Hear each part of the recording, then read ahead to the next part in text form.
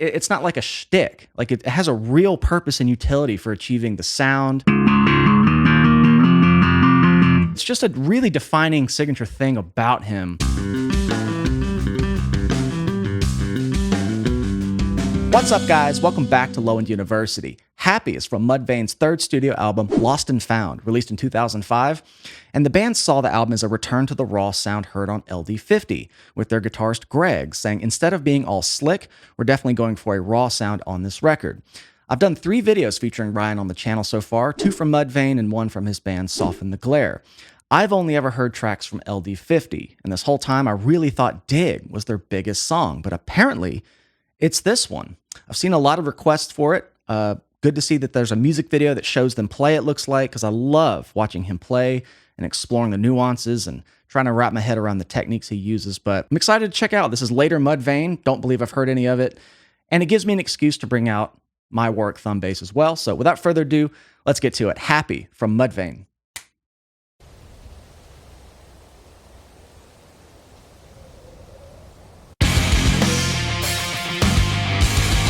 That got me.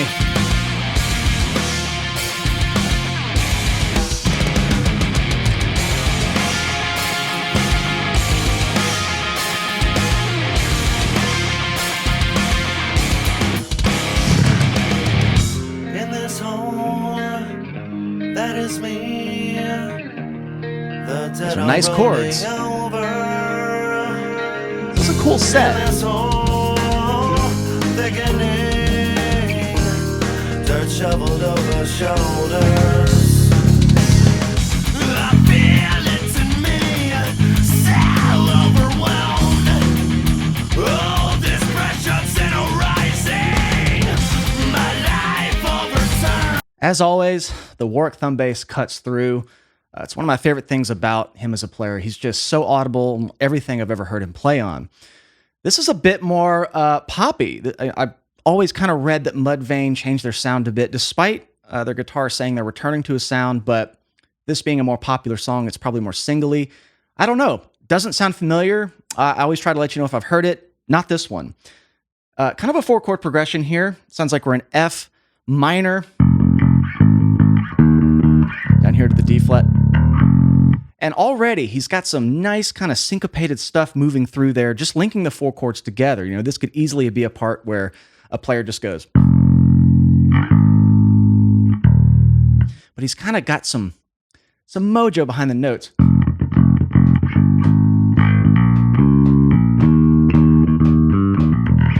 can just hear him linking it together. He always keeps it moving. And he just really embodies the whole thing. Like, the bass player is here. He's present. I'm going to go back to about right here when this really beautiful chord section started. I remember hearing some prettiness when I reviewed Death Blooms, but not quite like this. The dead are rolling over in this hole, thickening, dirt shoveled over shoulders. I feel it in me. Yeah, those are really nice.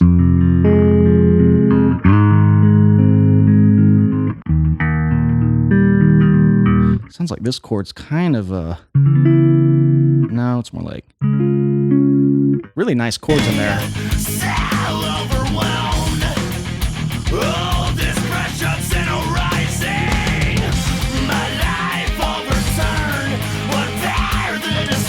Sliding out of it.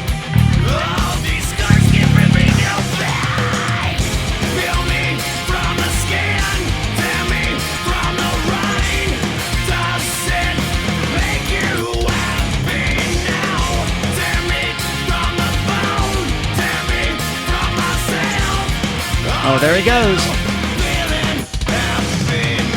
Yeah, it's going to be sparse clips, but at least I can kind of see what he's doing for each section. Typical music video.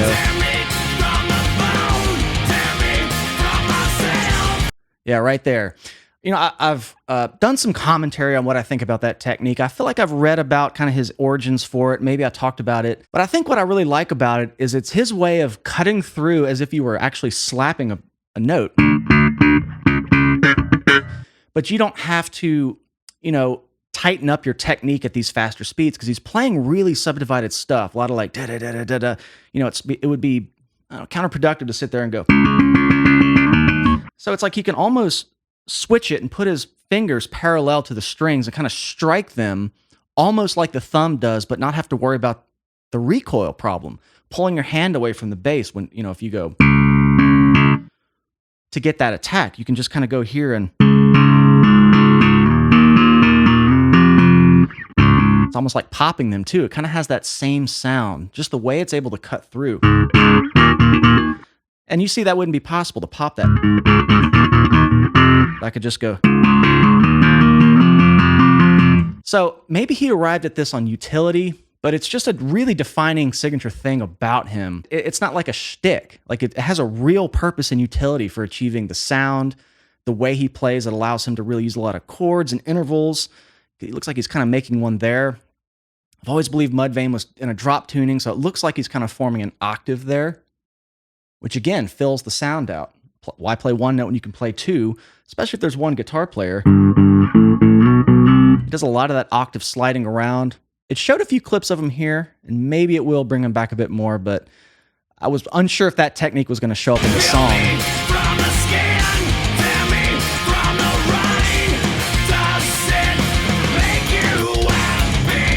You can really hear the bass moving around back there. It's not as loud as like LD50. I have seen that in the comments.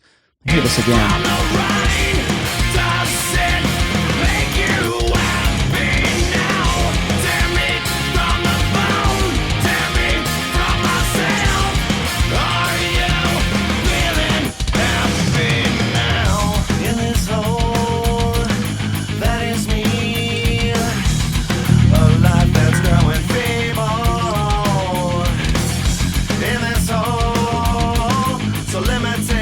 Yeah, just some really nice lyrical fills in there, linking the chords together. It's still in that same kind of 4-chord progression, but just a lot of...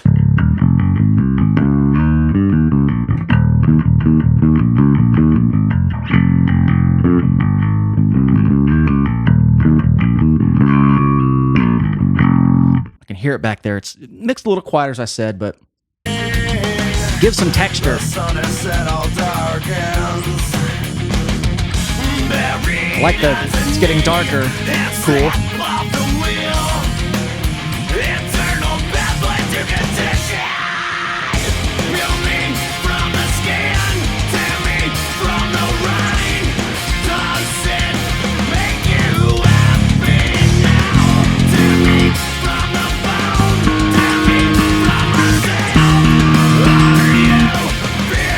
Oh, that's an epic shot right there. Yeah, where was that? Yeah, that's epic. Oh,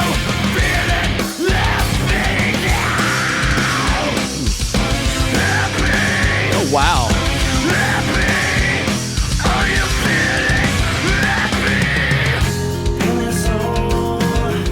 Back to this.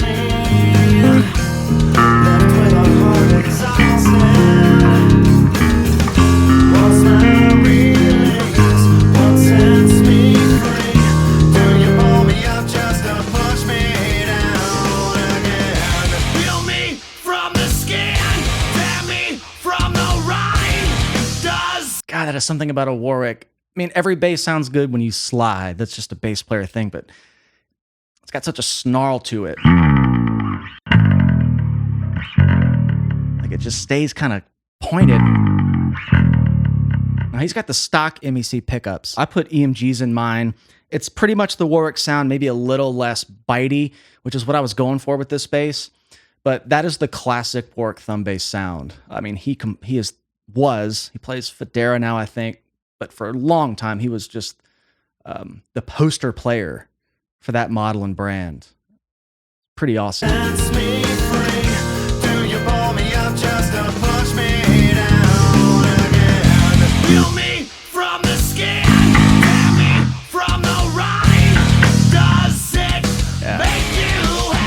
is a really cool video.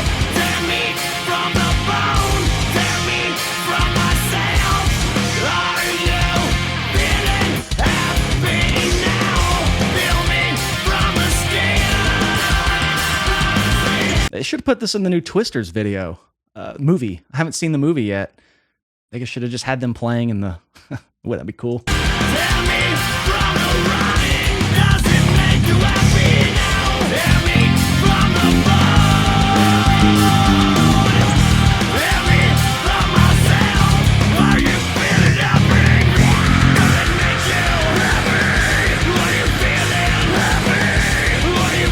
can hear a lot of nice movement. Something always, bass players always put at the end of the song just to kind of drive it home, start adding more movement, start adding more fills. Right here, just listen to it. He's all over the place. Let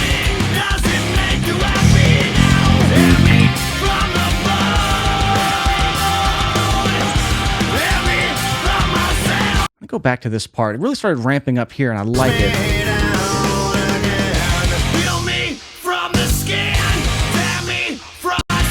Right here.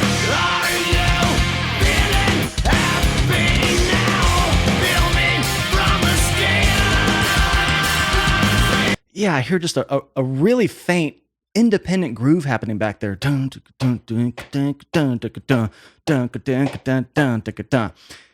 I think if I were to sum up what's really special about his playing is that he's somehow able to inject this really independent sense of subdivision into a song that doesn't necessarily call for that much of it. What I mean is you have the guitars playing da-da-da-da-da, da-da-da-da-da. The drum groove has some subdivision in it, of course, but it's a straighter groove. Then you have him really subdividing it further into 16th notes, if you will, just doing a lot of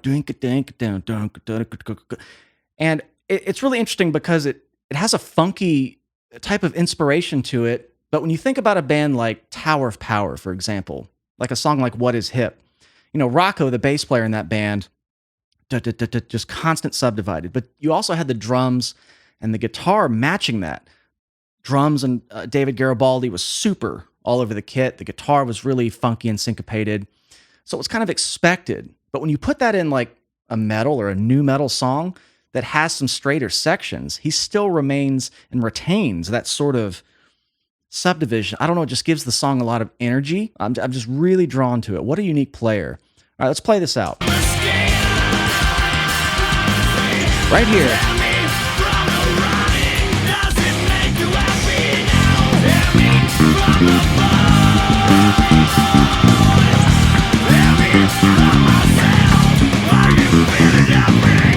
That kind of stuff,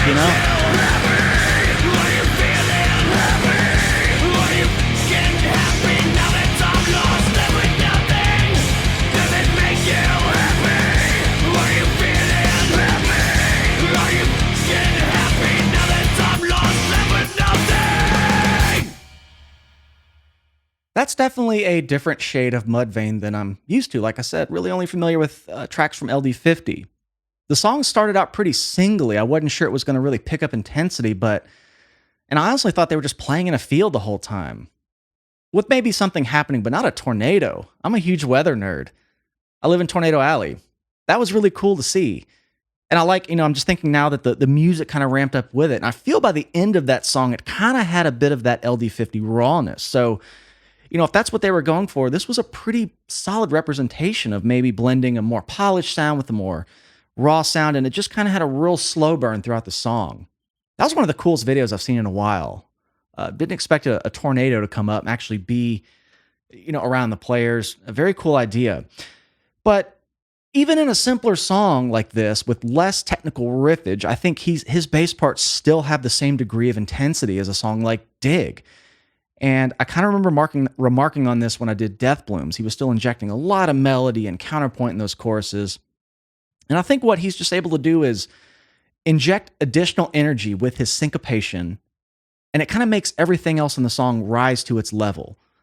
It matches it. It makes everything sound more intense. And he's adding these techniques in. He has a variety of sounds, just really multi-dimensional playing. You don't see that in a metal band a lot. And what a player. Very sweet guy. I've had the chance to meet him over the years. So it's great to catch up and get into some of this later stuff. But thanks for hanging out with me today. If you'd like to support the channel further, come find us on Patreon. I do full album reactions over there, and also have tons of lesson content for bass, Helix presets, backing tracks, and all that fun stuff. And if you enjoyed this, please like and subscribe. It really helps the channel out. I love you all. We'll see you next time.